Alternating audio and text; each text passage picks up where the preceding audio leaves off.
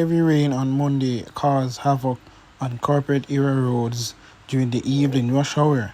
Among the chaos, at least 3 cars got stuck in ditches caused by erosion to a section of the roadway undergo repairs on the Harborview roundabout in Kingston.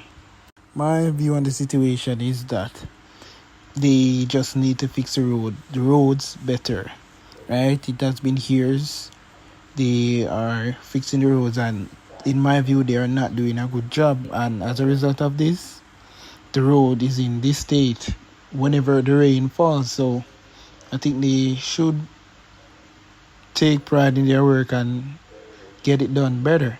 But guys, let me know in the comment section what you guys think, and also help to build the typical JA community, guys, by liking the video and also subscribe.